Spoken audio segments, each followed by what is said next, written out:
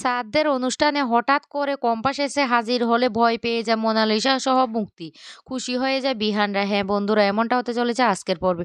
বিস্তারিত জানতে ভিডিওটিতে লাইক দিয়ে চ্যানেলটিকে সাবস্ক্রাইব করে পুরো ভিডিওটি তোমরা দেখতে থাকো। গল্পের শুরুতে আমরা দেখতে পারবো ঋতুজা খুব কান্না করতে থাকে আর বলতে লাগলো, কম্পাসকে আমি কোনোদিন বোমা ভাবিনি, আমার মেয়ে ভেবেছি। কি হয়ে গেল বড় বৌমা? এদিকে বড় বৌমা আর বড় ছেলে খুব সান্ত্বনা দেওয়ার চেষ্টা করে, কিন্তু ঋতুজা কান্নায় ভেঙে পড়ে। ঋতুজা বলতে লাগলো, আমার মেয়েটাকে আমি এইভাবে হারিয়ে ফেলবো আমি কোনোদিন ভাবতে পারিনি।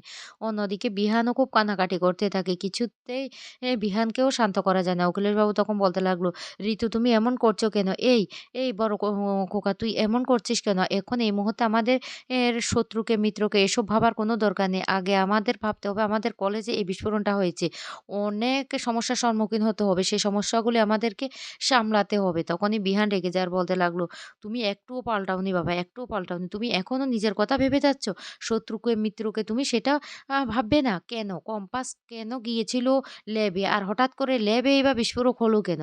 তখনই ঋতুজা বলতে লাগলো, একদম ঠিক কথা। কে কম্পাসকে ফোন করেছিল? কম্পাস হঠাৎ করে কেন ল্যাবে গিয়েছিল? সেটা আমাদেরকে খুঁজে বের করতে হবে। বিহান তখন বলতে লাগলো, আমি কাউকে ছাড়বো না। আমি খুঁজে বের করে যে এর পিছনে আছে তাকে আমি উপযুক্ত শাস্তি দেব। এইভাবে কম্পাসকে আমার কাছ থেকে কেড়ে নেবে সেটা আমি কোনোদিন ভাবতে পারিনি। এদিকে বিহানের কাকিমা কম্পাসের জন্য খুব কান্নাকাটি করতে থাকে। আর বলতে লাগলো, মেয়েটা এতটাই ভালো ছিল সেজন্য এমনটা হয়েছে। তখন মেঘবালা বলতে লাগলো, ভালো মানুষের কপালে সবসময় না খারাপটাই থাকে। না হলে কম্পাসের মতো এমন একটা ভালো মানুষকে এভাবে চলে যেতে হলো। ও বেশি ভালো তো এইজন্য ওর শত্রুটাও বেশি। বিহান তখন বলতে লাগলো, বাবা তুমি কেন বুঝতে পারছো না? এই মেয়েটাই কিন্তু তোমাকে একদিন সমস্যা থেকে বের করে নিয়ে এসেছে। না হলে তো মুক্তি মাসি তোমাকে ফাঁসিয়ে দিয়েছিল ওই সেনাপতিকে দিয়ে। তুমি কি ভুলে গেছো সে কথা? তখন অখিলেশ বলতে লাগলো, আমি সেই কথা ভুলিনি, কিন্তু আমি তোকে কি বোঝানোর চেষ্টা করছি। বিহান তখন বলতে লাগলো, আমি তোমার কোনো কথাই শুনতে চাই না। আমি শুধু এইটুকু চাই, কম্পাসের কে ফোন করেছিল? কেন কম্পাস ল্যাবে গিয়েছিল? কি হয়েছিল? আর ২ টো লাশ পাওয়া গেছে না? একটা তো আমাদের কলেজের সিকিউরিটি গার্ড। আর উনিও বা কেন ওখানে গিয়েছিল?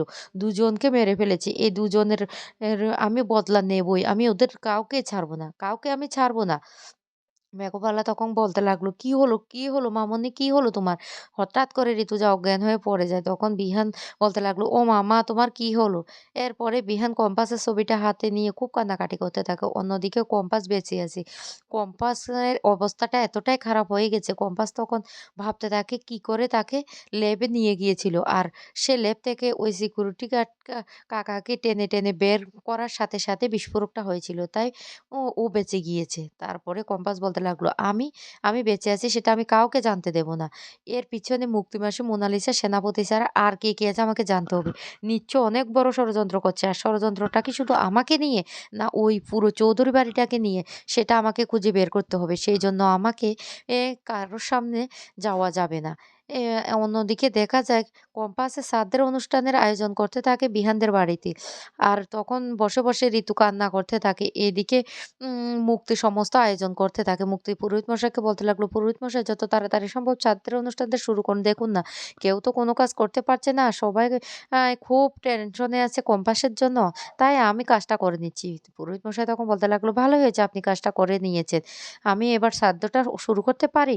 এদিকে মেঘবালা বলতে লাগলো, "এমন একটা ভালো মানুষ মেয়ে কিভাবে যে চলে গেল হঠাৎ করে কিছুই বুঝতে পারছি না।" এদিকে অখিলেশ ঋতুজাকে বলতে লাগলো, ঋতু তুমি এভাবে ভেঙে পড়ো না। তোমাকে সবটা সামলাতে হবে। সবকিছু তোমাকে দেখতে হবে।" আর তখনই সেই মুহূর্তে মুক্তি গিয়ে বলতে লাগলো, "অখিলেশ, কম্পাসের মা-বাবা আসবে না? আজকে মেয়ের এই অনুষ্ঠানে মা-বাবা তো আসার দরকার। অন্ততপক্ষে মাকে তো ওরা আসা দরকার।" মেঘবালা তখন বলতে লাগলো, "মুক্তি মাসি তুমি কি মানুষ? ওরা এখানে এসে কি করবে? নিজের মেয়ের শ্রাদ্ধ অনুষ্ঠান ওরা নিজেই দেখবে? তুমি কি করে এই কথাগুলি বলতে পারলে? তোমার কি একটু বিবেক বুদ্ধি নেই?" তখন মুক্তি হঠাৎ করে রেগে বলতে লাগলো, "মেঘবালা তুমি আমার সাথে এভাবে কথা বলতে পারো না। কেন তুমি আমার সাথে এভাবে কথা বলছো? শোনো আমি কিন্তু তোমাকে আবারও সাবধান করে দিচ্ছি। তুমি আমার সাথে এই কণ্ঠে কথা বলতে পারবে না।" তখন মেঘবালা বলতে লাগলো, "কেন বলবো না? কেন বলবো না? যেটা সত্যি সেটাই। কি করে তুমি কথাগুলি বলতে পারছো?" তখন কিঞ্জল বলে উঠে, "তোমরা আজকের দিনেও এভাবে ঝগড়াঝাটি করবে? মেয়েটার কাজটা আজকে ভালোভাবে একটু হতে দাও না। কেন এমনটা করছো?" তখন মুক্তি বলতে লাগলো, "কিঞ্জল তুমি এ কথাটা বলতে পারলে? কি করে তুমি এই কথাটা বলতে পারলে?" কিঞ্জল তখন বলতে লাগলো, "মুক্তি তুমি একটু থামো। প্লিজ দয়া করে থামো। তোমার না আমার আর কোনো কথাই শুনতে ইচ্ছে করছে না।" তখন বলতে লাগলো, "অখিলেশ, অখিলেশ তুমি কিছু বলছো না? এই ঋতু, ঋতু তোকে একটা কথা বলে রাখি, শত হলেও অপঘাতে মৃত্যু। তাই বা আমি ভালোর জন্য বলছি।" ঋতু তখন বলতে লাগলো, "শোন, তোর না আমাদের জন্য ভালো ভাবতে হবে না। তুই না থাকলেও এই কাজটা হয়ে যেত। আর তুই কি ভাবিস কম্পাস আমাদের পরিবারের জন্য অশুভ? তুই কি করে কথাটা বলতে পারলি? যদি ভালো কথা বলতে পারিস বলবি, আর না হলে দয়া করে এখান থেকে চলে যা। তোর কোনো প্রয়োজন নেই।" এদিকে বৃহান ঘরের মধ্যে কম্পাসের কথাগুলি ভাবতে থাকে ওইদিন রাত্রে কি হয়েছিল। ওইদিন রাত্রে কম্পাস বিহানকে বারবার বলেছিল, "বিহান স্যার মুক্তি মাসি আবার এ বাড়িতে এসে ঢুকে পড়েছে। আমার না ব্যাপারটা সুবিধার মনে হচ্ছে না।" কিন্তু বিহান কোনো কথাই শুনতে চায়নি। কম্পাস তখন বলতে লাগলো, "আপনি ঘুমিয়ে গেছেন তো? ঠিক আছে আমি আর কোনো কথা বলব না।" এই কথাগুলি মনে করে অনেক কষ্ট পেতে থাকে আর কান্না করতে থাকে। আর তখনই সেই মুহূর্তে বিহানের দাদা চলে আসে ঘরে আর এসে বলতে লাগলো, "এ বিহান তোকে তো নিচে যেতে হবে।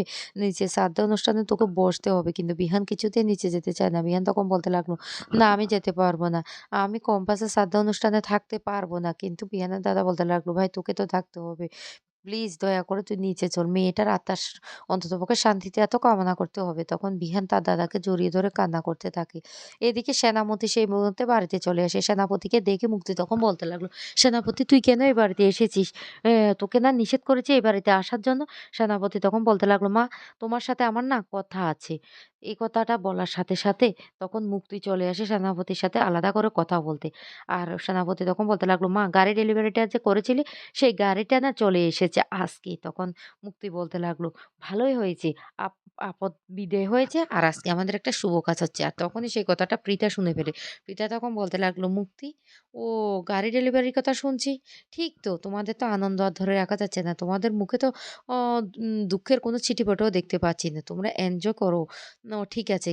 কিন্তু এইভাবে তোমরা আমাদের শ্রাদ্ধ অনুষ্ঠানে থেকে মায়ের ছিলে মিলে আনন্দ করবে সেটা কিছুতে হতে পারে না।" তখন মোনালিসা সেই মুহূর্তে এ বাড়িতে চলে আসে। আর মোনালিসা বিহানের কাছে এসে কান্না করে বলতে লাগলো, "বিশ্বাস করো বিহান, আমি না ভাবতেও পারিনি কম্পাসের এমনটা হবে। হ্যাঁ, কম্পাসের সাথে আমার বনিবনা নেই। তাই বলে কম্পাস এইভাবে চলে যাবে আমি বিশ্বাস করো ভাবতে পারছি না। আমার খুব কষ্ট হচ্ছে।" কিন্তু বিহান কোনো কথাই শুনে না। আর তখন সেখানে ছদ্মবেশে চলে আসে কম্পাস। কম্পাসকে দেখে রীতিমতো চমকে যায় সবাই। কম্পাস তখন বলতে লাগলো, "আমি কি আসতে পারি?" মোনালিসা তখন বলতে লাগলো, "কে? কে তুমি?" কম্পাস তখন বলতে লাগলো, "আমি যেই হই না কেন, আমি এখানে এসেছি আপনাদের সাথে কিছু জরুরি কথা বলার জন্য।" তখন ঋতুজাও অবাক হয়ে কম্পাসের দিকে তাকিয়ে থাকে। আর ঋতুজার বারবার মনে হতে থাকে, "এটা এটা আমার কম্পাস নয় তো? আমার কম্পাস এর মতোই পুরোটা দেখতে লাগছে।" এদিকে মুক্তি বলতে লাগলো, "এ কে আবার আসলো? সত্যি যদি কম্পাস ফিরে আসে তাহলে তো সর্বনাশ হয়ে যাবে।" মোনালিসা তখন ভয় পেতে থাকে আর বলতে লাগলো, "কম্পাস যদি একবার আমার কথাটা বলে দেয় তাহলেই তো বিহান আমাকে কোনোদিন ক্ষমা করবে না।" তো বন্ধুরা সত্যি কি কম্পাস তাহলে এবার সবার পর্দা ফাঁস করে দেবে শ্রাদ্ধ অনুষ্ঠানে?